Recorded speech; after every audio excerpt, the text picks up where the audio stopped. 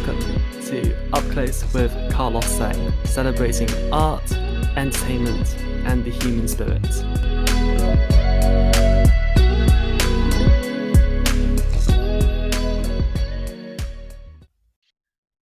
Welcome to another episode of Up Close with Carlos Sang. My next guest is one of the West End's finest leading men, who is about to open a brand new production of La Cage aux Folles at the Regent's Park Open Air Theatre.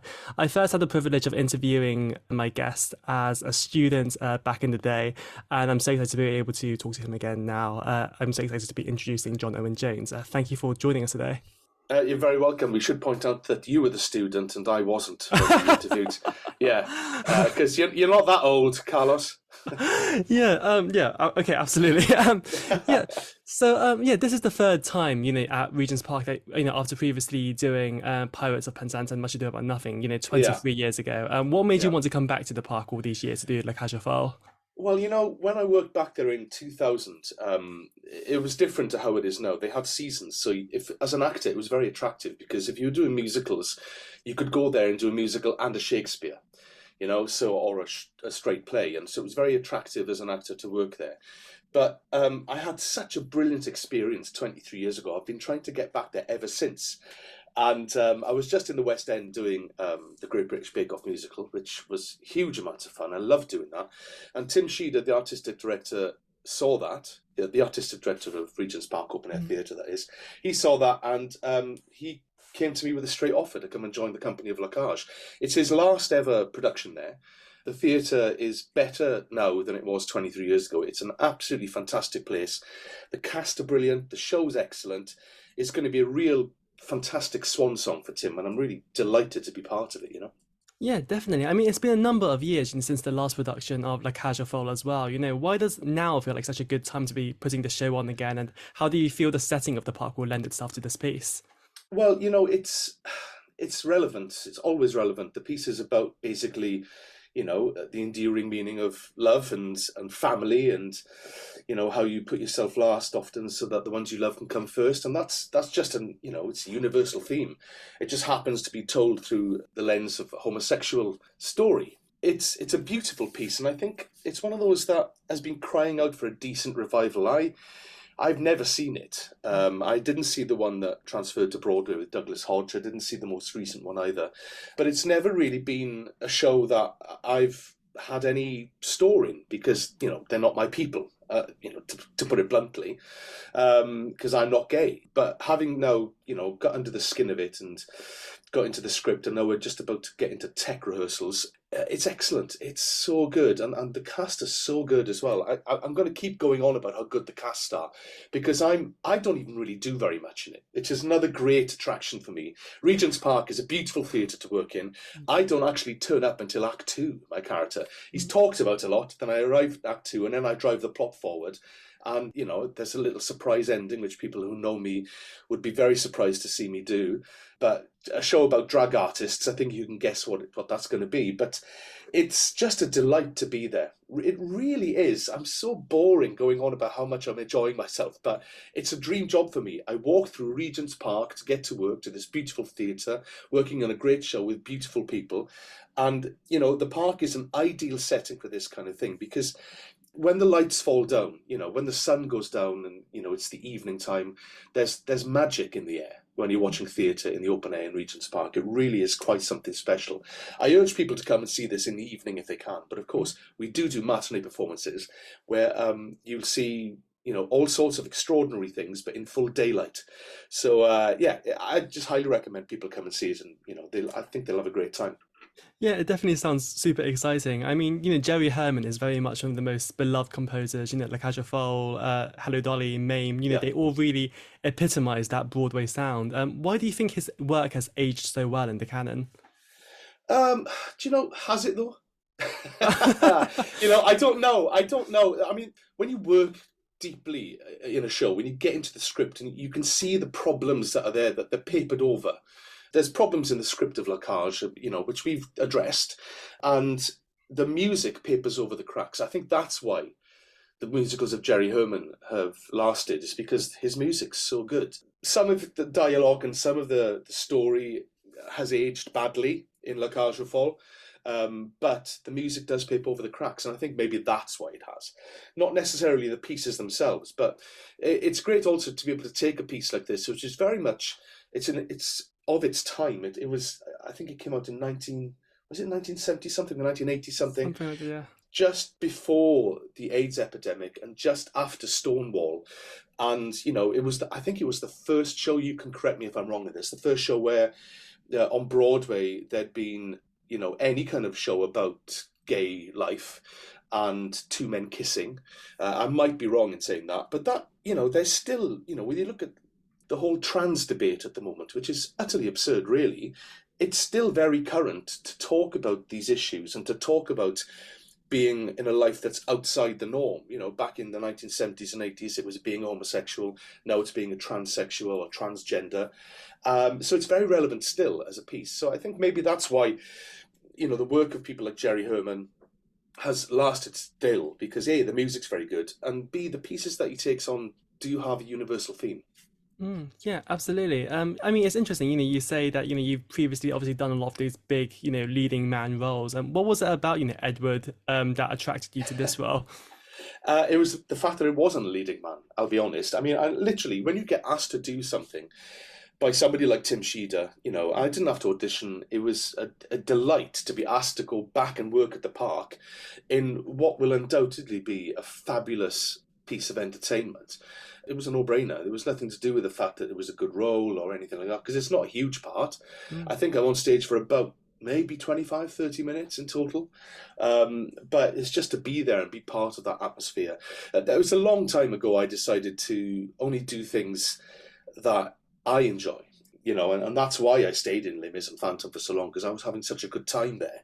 I didn't see the need to go looking for other avenues and explore different work when I was having such an enjoyable time working on these two big blockbuster shows. But since leaving them, I have definitely been looking for work that I will enjoy, hence my taking on of the Great British Bake Off musical, which when you think about it, it's a ridiculous idea, but it was such fun and the audiences loved it. And I think it's going to be the same case for this and the job I've got lined up after La Cage aux Folles, which takes me overseas. Actually, I can't say what it is yet, but I've said yes to that because I just really want to go and work in a different city, in a different culture, and doing a piece that I've always loved. And it's nothing to do with money or the size of the role or anything. It's just I've got to a point in my life where I just want to have a good time, and that's kind of why I said yes to La Cage, really. Yeah, definitely. You are a father yourself, like Edward in the show. Was there any part of this character, which you were able to identify within yourself too? God, no, not at all. He's a right-wing, abusive politician who wants to get rid of all the homosexuals, and he's racist, he's bigoted, he's homophobic, he's misogynist. So no, I don't associate with any of that. I'm a left-wing actor. It's really not in my bones at all. I have to, though I must admit, I do use my own accent for this, so I suppose that's the only thing I've got in common with this character. But so basically, the story of La Cage, if nobody knows it, it's all about a nightclub called La Cage aux Folles, run by two gay guys, and they have a son who falls in love with a girl who is the daughter of my character, who's a right-wing, misogynist, bully, homophobic politician. And they have to pretend to be straight to try and curry favour with him so he'd give the marriage a blessing. Then, drama and comedy ensues and it all goes wrong. But there's literally nothing of me in the character apart from my accent. We're coming to the end of Timothy Sheader's time at Regent's Park, as you say, after, I think, 18 years as artistic director. What do you think will be the future of Regent's Park, post Tim Sheader, and how do you imagine audiences will remember him? Well, I think he's really put the park... Look, I worked back in 2000 when I worked there, and it was a really very cool place to work.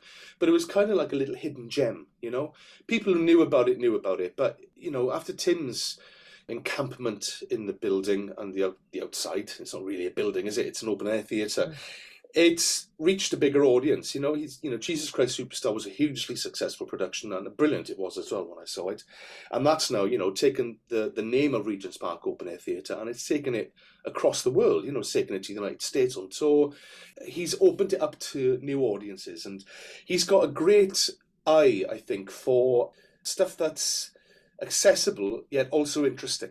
So, like, his take on Superstar was brilliant. It was much more back to the 1970s with the microphones and the rock concert thing. And La Cage, actually, I should point out, is set in a 1970s nightclub in the northwest of England. They've taken it and they've made it, because the 70s were a crucial period for gay rights. And I think that's why Tim has supplanted the story from Saint-Tropez to, I guess it's Blackpool where we're setting it. It's not 100% confirmed, but it's roughly that area. And, he's taken this thing that's set in France and brought it into the UK. And it'll be more immediately recognisable for English and British audiences when they come to see it, And I think his knack for that is going to take him much further. I should imagine he's moving on to the Donmar, and then eventually I guess he'll move on to something like the National, the RSC. He's a brilliant director to work with. I've never had the chance. I've known him socially for a long time, but his attention to detail is explicit. It's quite incredible. And I think it's a privilege to work with him as an actor. And I've known him for a long time, but never had the chance. So, of course, when he asked me, I said yes straight away. Yeah, absolutely. I mean, it's interesting, looking over the last few years, how Regent's Park has very much, subverted a lot of those classic pieces, like Carousel, Jesus Christ Superstar, Legally Blonde. In what ways would you say, this production of La Cage aux Folles is, very different to, previous incarnations too? Well, I think this is one of the first ones where the two leading men are traditionally played by heterosexuals. I'm not quite sure why that's been, but I guess it makes it more palatable to certain audiences that they're not watching two gay actors. They can remove themselves from the gayness, as it were. But we've got two gay actors playing it. We've got a predominantly homosexual cast. There's a couple of transsexuals in there. I think this production will just bring to the forefront a discussion that needs to be had continually about acceptance in culture, because as I said, we've taken it and we've put it in the 1970s, a time where things like this were being talked about a lot more openly. I think gay marriage wasn't legal then. I don't think so anymore. I can't remember, but it is now, and the world has changed a lot, and yet still attitudes in a lot of corners of society haven't, and I think that's what this production might address. Yeah, definitely. One of the most exciting new shows to open was, of course, as you mentioned, the Great British Bake Off musical. You did a run in Cheltenham before transferring to the West End. Were you surprised by, how that show, really took off with audiences? Well, sadly, Carlos, it didn't really. It was only ever on a limited run. But I think when we opened in the West End, we found an audience straight away, and people would come back and see it. But trying to convince people that the Great British Bake Off, the musical, was worth their time was very, very difficult. Even a show that had like glowing 5-star reviews like Oklahoma, which was in the theatre next door to us at the Wyndhams, that struggled to find audiences in the West End. I think it's a very difficult time still, even after the pandemic. Audiences are still not quite coming back like they were. And I think Bake Off suffered in regard to that. I would have loved to have seen it gone on tour first. I think it would have found a great audience and a great following on a UK tour first, and then come into the West End. But theatres don't always come available, and the producers took the opportunity to take it into the West End. But I hope sincerely, even though I'm probably not likely to be part of it, I hope sincerely the show has a future life. I think it's a brilliant piece. The direction was great, the writing, the songs, everything was fantastic about it. I couldn't really fault it. It was an enjoyable night for an audience and really enjoyable for the cast. So in my eyes, it's up there with one of the best musicals written by anybody in Britain for the last 20, 25 years. And I hope it sees a further life. But, the West End it's bouncing back quite considerably after the pandemic. It's been a very difficult few years, and, we're still not quite out of the woods yet, because the cost of living crisis is also hurting the theatre. But, with shows like Bake Off, and now we've got new shows coming like A Strange Loop, this new production of Guys and Dolls, people are still making interesting, new and exciting theatre. And I hope that continues, I really do. But who knows what I'll be doing when I'll return next to the West End. But I do hope it's in a show as good as La Cage aux Folles or the Great British Bake Off, because it's a joy to work again. And I think everyone really missed it during the pandemic as well. And to get back on stage and with audiences has been fun. But it has been really difficult. I would say we're still not quite at the top of our game yet as an industry. Yeah, absolutely. I mean, it was interesting, to see that, this show, premiered in Cheltenham. We're so used to seeing you on the West End. How different would you say, audiences are, in the regions compared to in London? Um, do you know, I don't know. I've done a few things. I've worked in Wales a lot. I've done shows out there and stuff, and I've done tours and things like that. And the audiences are the same. It's just the tickets are cheaper, really. So I mean, we did a full West End production in Cheltenham of Great British Bake Off. As much as the theatre could take on, it's not a huge venue, Cheltenham Everyman. It's a beautiful old theatre, but when we came to the Novella, no, sorry, not the Novella, the Noel Coward, Yeah. we had more space and more time to make a bigger production. But all the attitude towards making a West End show was in that production in Cheltenham. And when I do shows, when I've worked in Leeds Playhouse or Harrogate Theatre or the Wales Millennium Centre, the attitude is make it as good as the West End. And that's what you generally see. Some shows aren't, obviously, but I think audiences in anywhere like Crewe or Glasgow or Norwich, anywhere like that, are delighted that big shows come to their towns, or shows are created there. And I think you do get that extra sense of connection to the locality when you're performing. You don't get that in London, of course. When you travel as a performer to somewhere like, let's say, Norwich is a good example, you are very much embraced by that theatre and by the people there, and you're theirs for that time you're there. But when you're working in the West End, it's very much a job. It's very much you go in, do your job, you go home. And the audiences are more transient. There's more tourists and stuff like that. So I've forgotten what your question was. I was just asking how different were the audiences, but you pretty much answered it anyway. So yeah. Okay, good. I'm so sorry, Carlos. I'm on a lot of day nurse. It's I've got some kind of chest infection or something, and I feel rotten. But it is. I didn't want to miss talking to you because it's been a long time since I've seen you. So I was very much looking forward to this. Yeah, thank you. Thank you for doing this, as I say. Yeah, I mean, it's been often said, we don't see many new musicals, being produced, compared to in the States. Do you think that's something that, we'll see change in the future? Oh, gosh, well, who knows? If I had a crystal ball, I'd be a multi-billionaire. I don't know. I mean, you've got Cameron Mackintosh now has made the decision, as far as I'm aware, that not to produce any new stuff and just to either do revivals or reinvigorate his old catalogue, or just take productions that exist like Hamilton and put them on. Lloyd Webber, I don't know what he's doing at the moment. He seems to kind of slow down his output as well. Certainly after Bad Cinderella had such a difficult time of it. I never saw it, so I can't comment on it. But I think we're going to see a lot of new guard coming in. The old guard, like Lloyd Webber, Cameron, people like that, are starting to slow down. They're getting older. And there's a huge raft of new producers coming through, and let's hope they find the backing and the money to put on new production. I mean, you've got the Bridge Theatre is a perfect example of, forward planning and forward thinking. London didn't really need a brand new theatre. I mean, the Soho Place Theatre is another one. You didn't really need a brand new theatre, but they've put these theatres in, they've made them, they've future-proofed them with their design. They've got exciting new productions. You've got, Lambert Jackson, Jamie Lambert producing Brokeback Mountain and things like that. You've got all these new exciting things. I think the future is rosy, and, I think we're looking at a time now where we're kind of in the in-between moment between the old guard and the new guard, and it's very exciting. Yeah, definitely. You also recently started doing the Last Show on Earth podcast with Alistair Brammer. How did this idea come about? And has anything surprised you about your peers when having these conversations? So during lockdown, obviously, nobody was doing anything. People are releasing podcasts left, right, and centre. And Alistair Brammer and I worked on Les Mis in Dubai in 2016, I think. And we'd become good friends, and we talked a lot, almost every day. I was sending each other jokes and chatting and stuff like that on WhatsApp. And I'd said to him one day, oh God, honestly, some of the stuff we say, it's so funny, we should put it on a podcast as a joke. And then I recalled a conversation I'd had prior to lockdown backstage at the Les Mis concert, the All-Star stage concert. I was in between queues waiting to do stuff. And I asked Michael Ball, what would your death row meal be? What would your last meal be that you'd ever eat? And then I went, actually, no, what would the last show you'd ever like to see be?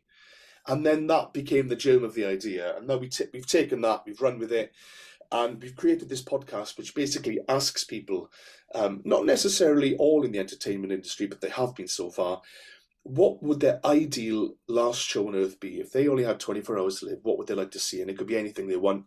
It could be a show that they've written. It could be a show that they've never seen, a show they saw once, the show that inspired them, all sorts of things, And we've asked that question to quite a few people now, and we've had all sorts of different answers. Some people have created their own musicals. I mean, we've got Trevor Dion Nicholas. Literally, we spoke to him for like 3 hours recently, and we're going to have to spend a long time editing that down, because he went into extraordinary detail about this idea he'd had for a musical, which he'd love to see put on. You'll have to listen to the podcast to find out what it is. But, and then we've had other people saying, yeah, I'd like to see Mamma Mia. It's really different. But we also ask people not just what show they'd like to see, but who they'd like to be in it, where they would like it to be, who they'd like to go and see it with, what their drink would be in the interval, and where they'd like to go for dinner afterwards. It's a real theatre experience, because theatre's not just about going to the theatre. It's not just about the process. It's about all the other things around it, and that's what we're interested in. I'm interested to find out where Michael Ball wanted to go for dinner. I'm interested to find out what Danny Mac liked to drink, and is that a drink I would like? That kind of thing, And I'm also interested to talk to them about how they get into the business, etc., etc. It's all that kind of stuff. But it's also wrapped up in a lot of fun and laughter, we hope. And, we want to take it live eventually. It's a concept that would work very well on stage. But, with Alistair living in Belfast and me living in London, it's kind of difficult to get together. So we do them like you. We do them all online. But we've got a few more this year, and then next year we're going to move towards a seasonal format. So we've been releasing monthly, but next year we're going to release like 10 episodes in a row every few months. I think that's the way to go. Yeah, it definitely sounds. Yeah, it's definitely been a really great series to listen to. It's interesting as well. The last time, going back to La Cage aux Folles, the last time you were at the park, you were doing a Shakespeare, and you've also previously done things like The Merchant of Venice, and you trained as an actor at Central. Were you surprised by how many more musicals you did compared to straight plays, and would you want to do more straight plays in the future? But do you know what? This La Cage aux Folles, my role is practically acting. I think I've got like 4 lines to sing. So my regular fans who will have seen me in Les Mis and Phantom might be a little bit disappointed at the amount I actually sing, but it's more of an acting role really than a singing role. But I'm not really surprised at how much I've worked in musicals, considering the fact that, I came from a drama school where there were a huge amount of extraordinarily talented people, and I certainly wasn't the best, but I happened to be able to sing. So I was able to take that skill and capitalize on it and make a career out of it. There were some amazing actors working with me in drama school who were extraordinary, but they never worked because it was much harder to get into plays. And I've done a few plays. I've been lucky to do a few plays, a little bit of telly, but I just like to go where a door opens, I'll probably walk through it. That's kind of my philosophy, really. And if more plays come my way, great, because I've got to tell you, singing and doing 8 shows a week as a singer is very, very hard. And it gets harder when you get older. You forget how difficult it is. And, you wake up, you're worrying, have I got the voice? Can I sing today? It's all that. And it's mentally very, very exhausting. Whereas you can go and do a play, or you can do a bit of filming, and you can, because I'm ill today, as I've said, I'd find it very difficult to sing Valjean tonight. Extremely difficult to sing The Phantom. But I could do a play, because I just haven't got the vocal range necessary for my singing, because my cold has ruined the elasticity of my voice. However, I can still speak to you. I can still do a play. So who knows where it's going to go? I really don't know. And to be honest, I don't mind. Like I said, as long as I have a good time, I'm happy. And if the audiences who come to see anything I'm in have a good time, I'm happy. And that's all I care about. Yeah, it's wonderful. You've also been really open about your Welsh roots too, as well, in the past, and we've seen a lot more great Welsh talents, coming to the industry, from people like Jack Yarrow to Stacey Evans to Lucy Jones. What do you think it is about Wales as well, which has been able to cultivate so much great talent? Well, it's culturally very open, Wales. We have, when you're in school, you sing all the time and you perform all the time, and we have something, a festival of the arts called the Eisteddfod. There are 2 different ones, actually. There's the international one, where people from all over the world come and perform, all sorts of different disciplines. So it's not just singing, there's acting, there's poetry, there's dancing, there's music, all sorts of aspects of the art are celebrated from a cultural point of view of Wales. So the Eisteddfod, the travelling national Eisteddfod, goes to different towns every year, and it camps in a town for a week. They put a huge tent up. There's a huge field called the Mice, where everybody gets together and performs, and schools go and perform. And it's been part of my culture, and it's part of the Welsh culture to perform and sing and act and enjoy the arts. It's never looked down upon at all. There's a choral tradition in Wales. There's an artistic tradition in Wales. And I think also, I get asked a lot why Welsh people are good singers. And we're not all good singers, of course, but I think it's partly to do with the way our accent goes. It's very melodic accent, not unlike the Italian accent. There's a lot of opera singers in Italy, of course, and they're very similar in that way. They go up and then they go down, up and down. That's the accent, and it lends itself to musicality. And I think that there's a huge amount of talent in Wales, and it's encouraged from a very early age, and it's never looked down upon, it's never frowned upon. So that's probably why there are so many of us in the arts. Yeah, I mean, it's interesting, you've been performing for the last, the best part of 30 years. And, I feel like the industry has changed a lot, over the last couple of years too. How much would you say, the industry has changed, since you began your career and in particular the last few years? Well, I mean, I can remember back when I started, you had to have an equity card. This is a perfect example. You had to have an equity card, a union membership card to work. And but you couldn't get an equity card unless you were working. So there was a trade-off in the early days where you had to work a probationary period in something to get your equity card, which meant you could do anything else. Now that's completely changed. It's now an open shop, the union. So there's no gatekeeper at the beginning of your career. When I started, I left drama school, and then I had to work for a certain period of time in a theatre to get my equity card. And I had to turn down a major motion picture to do that. I had 2 or 3 days work on a film with Sylvester Stallone. And if I did that, I wouldn't get my equity card. But if I did 3 months in a repertory theatre, I got my equity card. Now, of course, if I came out of drama school and I got 3 days on a film, I would do that now. But back in the day, I had to choose. And it was the only option open to me, really. Otherwise, I would find work very difficult to get. So it's changed in that respect. From a purely practical point of view, you can now enter this industry with no experience whatsoever. And there are plenty of people I've worked with who've done very well without any training. Back in my day, you had to train. It was a way into the industry. Certainly for someone like me coming from a small town in Wales.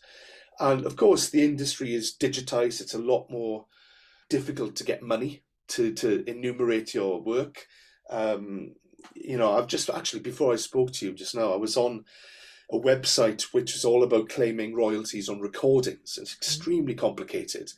And you have to learn to interface with all this, with Twitter and Threads and Instagram and all these things. It's a lot more complicated. When I started out, I had to call my agent using a payphone.